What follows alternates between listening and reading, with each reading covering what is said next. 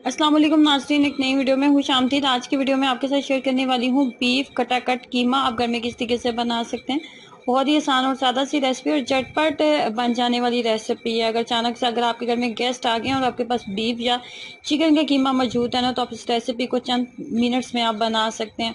इसको बनाने के लिए मैं तवे का इस्तेमाल कर रही हूँ। तवे के ऊपर ही हम इसको बनाएंगे और बड़े साइज़ का मैंने तवा दिया, उसके ऊपर कुकिंग ऑयल तकरीबन 3 से 4 खाने के चम्मच मैंने कुकिंग ऑयल लिया।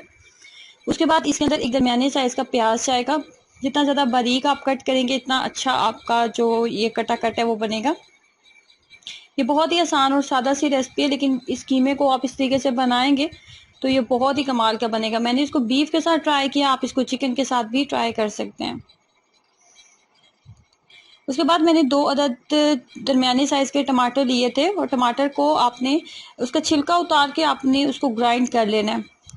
और उसके बाद इसके अंदर मज़ीद 1 खाने का चम्मच लहसुन और अदरक का पेस्ट डालेंगे। लहसुन और अदरक का पेस्ट डालने के बाद इसी स्टेज के ऊपर ही हम इसके अंदर कीमा ऐड कर देंगे और टमाटर का और टमाटर के पानी के अंदर हम जो कीमा है उसको कुक होने देंगे। मेरे पास बीफ का कीमा था, बहुत अच्छा सा बना हुआ था ये, ना ही बहुत ज़्यादा बारीक और ना ही बहुत ज़्यादा मोटा। और अब मैं इसको ढक्कन के साथ यहाँ पे कवर कर दूंगी यहाँ तक कि टमाटर का पानी खुश्क हो जाए। जैसे टमाटर का पानी खुश्क हो गया था तो उसके बाद हम यहाँ पे 1 कप दही ऐड करेंगे। 1 कप दही ऐड करने के बाद 1 कप दही ऐड करने के साथ ही हम यहाँ पे मसाले ऐड कर देंगे।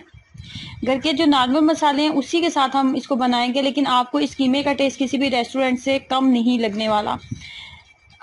तो इसमें सबसे पहले मैं डालूंगी 1 चाय का चम्मच नमक, 1 चाय का चम्मच लाल मिर्च पाउडर, 1 चाय का चम्मच गरम मसाला पाउडर, 1 चाय का चम्मच कसूरी मेथी, 1 चाय का चम्मच कसूरी मेथी, 1 चाय का चम्मच जीरा भी इसके अंदर जाएगा और 1 चाय का चम्मच आप इन्हें इसके अंदर चाट मसाला भी डाल लें। ये मैंने धनिया पाउडर डाला हुआ था तो इसके अंदर धनिया पाउडर नहीं जाता।